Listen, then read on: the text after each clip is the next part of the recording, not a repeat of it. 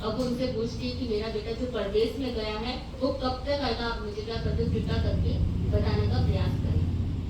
अब जो अविनी शिष्य था, जो बड़ा गुरु भाई था, उसे बिना सोचे बिना समझे क्या कह दिया, अपना उत्तर दे दिया कि भाई अब जैसे मैं तो प्रश्न पूछ रही थी तो उसी वक्त उसका जो घड़ा था वो क्या हो गया, नीचे गिर गया और टूट गया, और जो पानी था वो पानी में मिल गया और मिट्टी मिट्टी में मिल गई। तो अब वो कहता है कि मतलब कि शरीर क्या हो गया, पंच तत्व में विलीन हो गया। इसका मतलब जो तुम्हारा पुत्र था वो क्या हो गया, खत्म हो गया। तो माता तुम अपने पुत्र का इंतजार मत करो। अब उसने फटाफट ऐसी भविष्यवाणी कर दी। जैसे ये बात सुनी तो माँ तो बेचारी दुखी होगी, वृद्ध माँ, कि भाई इतने सालों से बिछड़ा हुआ, मतलब मेरा पुत्र है, परदेश गया हुआ है, और अब मैं उसकी शक्ल तक नहीं देख पाऊंगी, वो मर गया, वो खत्म हो गया। इस तरह से वो क्या होने लगी, रोने लगी, दुखी होने लगी। लेकिन तभी विनय शिष्य ने देखा और विनय शिष्य ने कहा कि नहीं नहीं माँ, आप चिंता मत करो, ऐसा कुछ भी होने वाला नहीं है। आप घर पर जाओ और घर पर आपको अपना पुत्र क्या हो जाएगा, मिल जाएगा। आप घर पर जाओ, आराम से खुशी खुशी जाओ, ऐसे कुछ भी होने वाला नहीं। अब विनय शिष्य को फिर से गुस्सा आ गया कि ये ऐसे कैसे लग रहा है। इस बार जिसने भविष्यवाणी को क्या कर दिया, झूठा साबित कर दिया। फिर से वो क्रोधित हो गया और फिर दोनों कहाँ पे पहुंचते हैं, अपने गुरु के पास में पहुंच जाते हैं। अब जब वो गुरु के पास में दोनों जाते हैं तो विनय शिष्य जो होता है वो हाथ जोड़ कर क्या करता है, अपने गुरु को प्रणाम करता है। लेकिन अविनय शिष्य ऐसे कैसे क्या रहता है, मतलब जैसे था वैसे कैसे खड़ा रहा, उसने ना तो झुका, ना हाथ जोड़े, ना कुछ भी नहीं किया उसने, ऐसे कैसे खड़ा। अब गुरु देखे कि भाई चलो विनय शिष्य ने तो क्या कर दिया, प्रणाम किया, वो तो हमेशा से करता है, लेकिन अविनय शिष्य को आज ऐसा क्या हो गया कि ये क्या नहीं कर रहा, प्रणाम नहीं कर रहा, सम्मान नहीं दे रहा, ऐसा क्या कारण है? क्योंकि उसको सम्मान ना करने की तो वैसे भी आदत थी, लेकिन अब दूर से आए तो कम से कम एक बार तो हाथ जोड़ने चाहिए। अब गुरु ने पूछा कि क्या हो गया तुम्हें, उसने कहा मुझे कुछ नहीं हुआ, मुझसे बात ही मत करो, इस तरह से। तो गुरु ने कहा भाई क्या हो गया, क्या बात है ऐसा कि मतलब जब तुम गए थे तब तो क्या थे, अच्छे भले गए थे, और अब तुम मतलब शिष्टाचार भी निभा नहीं रहे हो, ऐसा क्या कारण है?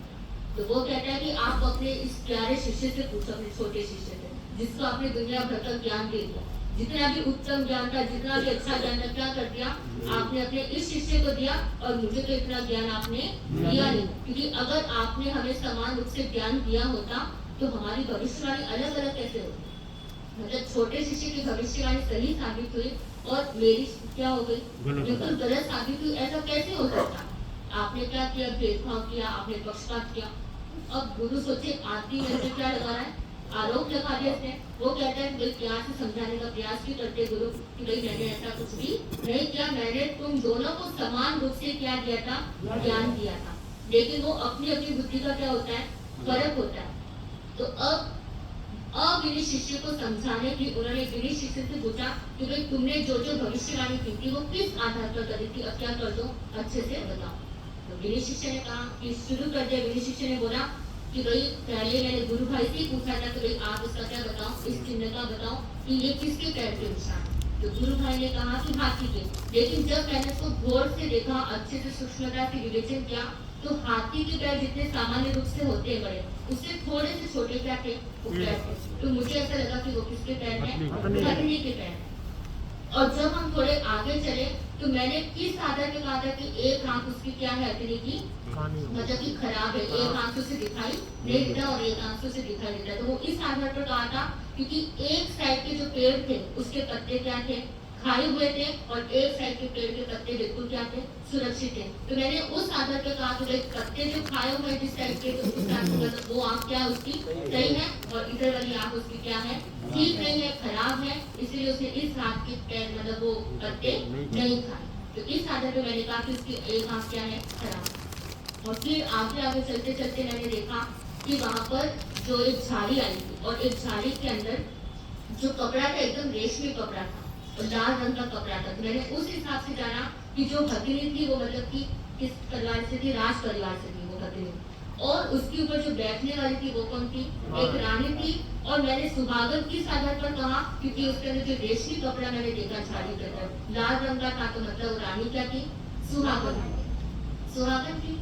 और उसके बाद आगे चलने के बाद रानी किसी आश्रय कार्य से उससे नीचे उतरी हथनी से, और तब मैंने देखा कि उसके पैर क्या थे, भारी थे। तो उस आधार पर मैंने कहा कि वो क्या है, किसी बच्चे को जन्म देने वाली है। तो इस तरह से मुझे पता चला, क्योंकि दक्षिण पाँव ज्यादा भारी था, तो उस आधार पर मैंने कहा कि उसको क्या होगा, पुत्र रत्न की उसे प्राप्ति होगी। तो इस तरह से मैंने सूक्ष्मता से क्या किया था, विवेचन किया, और आगे जा करके फिर ये बात सिद्ध भी हुई कि उसको क्या हुआ, पुत्र रत्न की प्राप्ति हुई। और बहुत सारे मतलब कि उसके साथ जो लोग थे उनके पैरों के निशान भी थे, क्योंकि मनुष्य के निशान भी थे। तो मुझे उस हिसाब से पता लगा कि बहुत सारे दास दासी भी हैं और बहुत सारी जनता भी उनके साथ में चल रहे। तो इस आधार पर मैंने ये पहली भविष्यवाणी करी।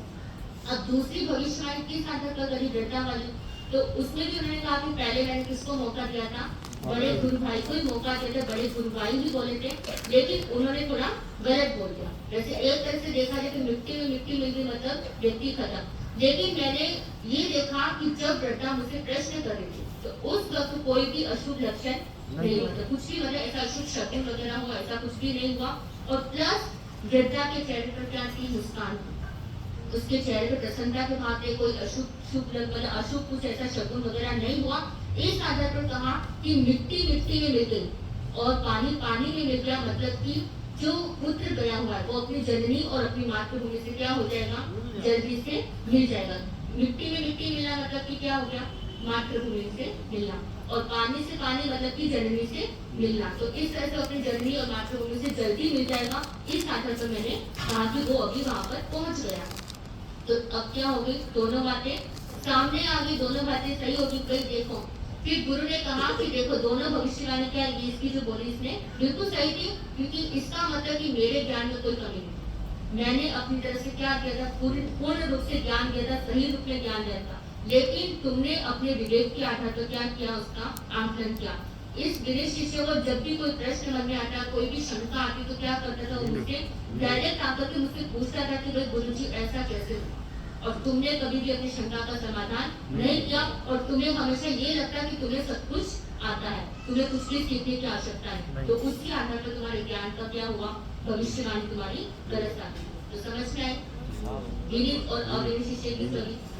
इसीलिए कहते हैं कि जीवन में किसका होना जरूरी है, विनय का होना जरूरी है। और औत्पातिक बुद्धि हमारे जीवन में आए या ना आए, लेकिन विनय समय ये कौन सी बुद्धि प्राप्त हो सकती है, दैनिक बुद्धि हमें प्राप्त हो सकती है। तो अगर आप विनय भाव रखेंगे तो आपके अंदर कौन सी बुद्धि आ जाएगी, दैनिक बुद्धि आ ही जाएगी। तो इन्हीं मंगल भावना के साथ मैं अपने वक्तव्य को विराम देती हूँ। ओम शांति।